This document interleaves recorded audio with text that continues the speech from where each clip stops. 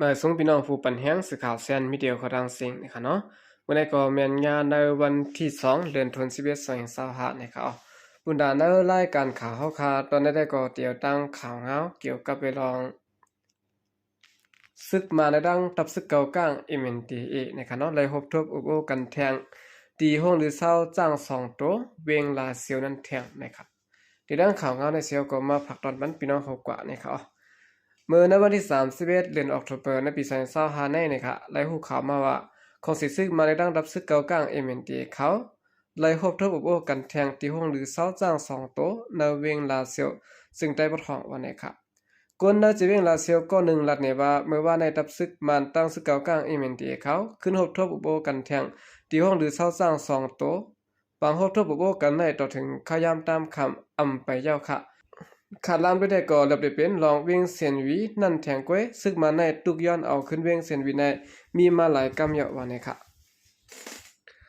ไว้เสียตับซึกเก่ากลาง MNDAA เนี่ยเนาะเอาเวียงลาเซียวขึ้นมาปั้นในมือของสิซึกมันย้อนนั้นตับซึกเก่ากลาง MNDAA และดังของสิซึกมันเขาใกล้ๆมีลองพบทบโอกันที่ห้องหรือเศร้าจ้าง2โตมาหลายปอกหลายกำเยาะเสียตะ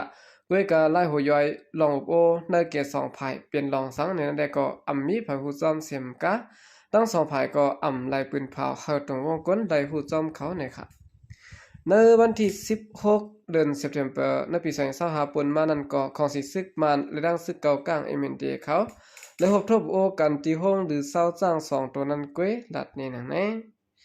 จำหนังใกล้ๆยินข่าวออกมาว่าของสิซึกมันตุกย้อนหาตับซึกเก่ากลางขึ้นเอาเจเวง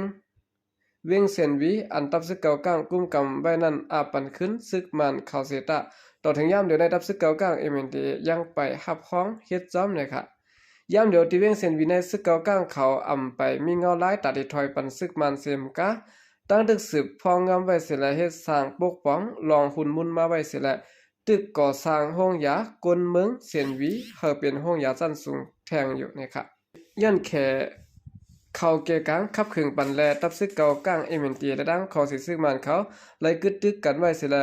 เลื่อนเปลือปนมานั้นอยู่ที่ตับซึกเก่ากลางไล่เอาเวียงลาเซียวนั้นขึ้นมาปันในมือของสิซึกมันพองำกว่าในเขาโอเคนั่นก็เป็นข่าวเงาในคณะต่างภายซึกเก่ากลางและดังซึกมันมีลองพบทบโอกันตีเวียงลาเซียวตีห้องหรือเสาจ้าง2ตัวนั้นนะครับสุดท้ายเราขึ้นมาถ่อมด้วยข่าวเงาเกี่ยวกับไปลองซึกมาและดังจุ่มซึกปิวเจ้าที่กั้นจันดุหลายนางยิงและแหมตาย8นะครับล้วนยิง2ก็ถูกญาจุ่มซึกมันและดังปิวเจ้าที่อันโฮมกันตั้งหลัดกดทัดตีวันจาน8นั่นเจเวงกันปะลุเติงเจแกงนั้นติ๊กเต็งกั้นจันดุหลายแหมตาย8ก้อน1วันในเขาเกี่ยวกับไปลองในเสียและดังสื่อข่าวอีลาวดีออกไว้ว่าลองตั้งเปิงเปลี่ยนได้ก็ไล่เปลี่ยนกว่าเมื่อวันที่29เดือนออกตุลาคม2025ขย่ำกลางวันพ้องลูกอ่อนยิง2ก็ลูกตีภายออกเวงก็ลิ้นตีกว่าเหตุการณ์ตีเวงสวยปุนั่นแหละพ้องหอดเผียวตีลานกดทัดจุ่มซึกมันเขานั้นลูกอ่อนยิงอายุ16ขวบก็1เลยถูกตียับกว่ากันจันดุหลายหนังเมือกเรื่องในเขาจำหนังกุมมือปืนตีลัดก่อด้านสื่อข่าวว่าลูกอ่อนยิง2ก็นั้นก็ตาก้อน1ได้ก็ถูกญาติเต็งกันจันดุหลายแหมตาย8เสียยาวขึ้นเอาไพ่เผา8ขับตัวลูกอ่อนยิง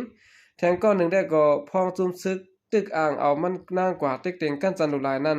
มันตันเลียนปลายป่วนรถในมือจุ่มซึกมันและผิวเจ้าที่เสมือเลี้ยวหอดเผียวขึ้นตีในมือปอแม่พี่น้องมันเยาะนะครับเมื่อในวันที่16เดือนออกตุลาคม2025นั้นก็2ก็ผมไม่รู้ดีวันหยองกงจะเป็นกอลินตีกว่าป้อยกระถินเนี่ยเนาะในปืนตีตามแสในเสละถูกญาจุ่มซึกมันได้รับผิวเจ้าที่ตียับปอดตั้งเสละขึ้นเต็กเตียงกันจันดุหลายเมนังอูเกี่ยวเมียวต่อหน้าต่อตาและซิมบาโคของเงินคำขึ้นแหมตายแบบนางยิงปอยาวปอทุบอูเกี่ยวเมียวปล่อยปอขึ้นตั้งเฮิรนเลยครับอันนี้ก็เป็นไล่เฮ็ดไล่สร้างเมือกมาของจุ่มซึกมาในดังผิวเจ้าที่เขาในเขาสืบสิแนวข่าวขึ้นมาถ่อมด้วยข่าวเงาเกี่ยวกับไปลองซึกมันที่กดทัดสร้างปางเลือกตั้งมีหมอก1ปากก็เยาะนะครับในวันที่31เดือนธันวาคม2025ในซึกมันยึดเมืองในดังจุ่มปลิกตั้งคอมสินปางเลือกตั้งเมืองโฮมตุ้มจัดเฮ็ดปางอุปโอตาการห่างเห็นลองเอาห่มรวมปางเลือกตั้งนะครับที่ในปางกลุ่มนั้นจัดเฮ็ดที่เงาลุมปลิกเมืองโฮมตุ้มเวียงลงในปีเตาะก็มาตี เงางุ้นฝ่ายจัดการรองห่มลมปังเลือกตั้งลัดกว่าว่ายามเดี๋ยวในตีเงียบไว้กวนเจือนผิดปักเปิงพิงเมืองปังเลือกตั้งได้เจเติงและเจเมืองปัดปื้นเมืองห่มตุ่มไหนตั้งหมดที่มีกว่า88เกาะไล่ปืดเลืองเอาตั้งผิดไว้ในหัวข้อตั้งใจส้นเสาะยาเก้าปังเลือกตั้งเป็นผู้ชาย83เกาะและผู้หญิง5เกาะนะครับกวนเมืองเจือนญาติยับเอาเรื่องไว้ปักเปิงอันแกดแขแห่กังปักเปิงอันแกดกังลองยาเก้าปังเลือกตั้งปฏิสุมกูตา88ก่อนในเปลี่ยนเส้นสายไม้ต่อถึงในวันที่29เดือนธันวาคม2525นะครับและผู้ว่าฝ่ายจัดการรองห่มรวมปังเลือกตั้งเขาตีสืบเฮ็ดสร้างการตีเงียบและเอาเรื่องกวนเจือนส้นเสาะยาเก้าปังเลือกตั้งโดยลายตั้งอุบโอลงมือเฮ็ดสร้างทัดสร้างปืนแพทย์ตาปังเลือกตั้งรู้แล้วเสื้อในกว่าแทงเตะๆนะครับการเฮ็ดกลางปังเลือกตั้งในภายซุมปลิกอันมีไตกุ้มกำการพองงำหลวงในเมืองเขาเตะหมมือกันตั้งศึกมานจุ่มปิดุจิตจุ่มเผียวมวยลองก่อการให้และเอาห่มลงกวนเมืองเตะเอาลองการเกียดแค้ปางเลือกตั้งในไว้เป็นรองอย่าเสียดายเตะกดทัดกว่านักหนานะครับปางเลือกตั้งในซึ่งมันเตะนำจัดเฮ็ดในห่างปี2025และ2026เตะจัดเฮ็ดกว่า3ตอน1และตอน1เตะเฮ็ดในวันที่28เดือนธันวาคม2025ตา1ปาก2เซเวงตอน2เตะจัดเฮ็ดในวันที่11เดือนธันวาคม2026ตา1ปากเซเวงตอน3ได้ก็ภายศึกมันและด้านคอมมิสินบางเลือกตั้งเมืองโฮมตุ้มไปปืนเผาออกเป็นตั้งการนะครับภายคอมมิสินบางเลือกตั้งเมืองโฮมตุ้มปืนเผาออกไปแทงว่าเส้นสายไม้อ่องเส้นสายไม้ลองเป้ลองซุ้มหนอแตนพองเจอเข้าบางเลือกตั้งนั้นปอจัดบางเลือกตั้งยาวตัวดีงามกว่าตั้ง3ตอนจังปืนเผาออกเปลี่ยนตั้งการวันไหนค่ะซ้ำหนังเปิงเอาปึ้งเมือง28อันซึกมันตำวางจัดเฮ็ดไว้ในเตนับเอาวันเฮ็ดบางเลือกตั้งยาวถึง90วันเตได้แต่ลุ่มสภาสิแลห้องเอาหนอพองแตนตั้งเสียงเขาเฮ็ดบางกลุ่มกว่ากำสือนะคะเกลองบางเลือกตั้งได้สิได้ผู้นำได้หลงจัดซึ่งลุมฟ้า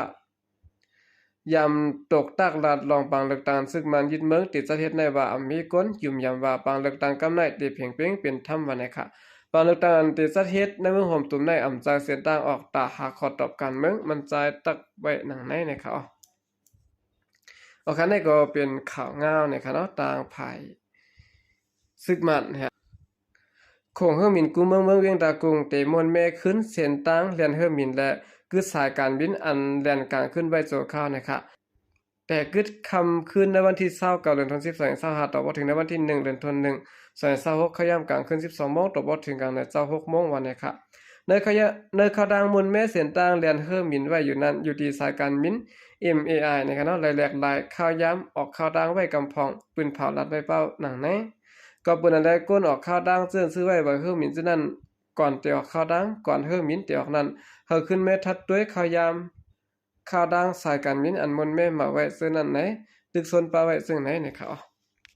โอเคนี่ก็เป็นข่าวง่าวนะครับเนาะต่างฝ่ายศึกมันเขานะครับเป็นเผาที่มีเส้นตั้งกันบินนั่นครับที่มีตีโคงเฮิมมีนั่นก็จังเป็นแหละนะครับก็เลยก็ปิกข้าวยามกลางคืนเนี่ยเนาะกลางวันได้ก็ปิดเหมือนเก่านะครับโอเคกำลังแสดงก็ยินจมนับยองกลุ่มถึงพี่น้องผู้กำแถมปัญหาเขาดังเสียงเขายินจมนับยองอย่างนำเสข่าวใจก็เรียกมาสงค่ะ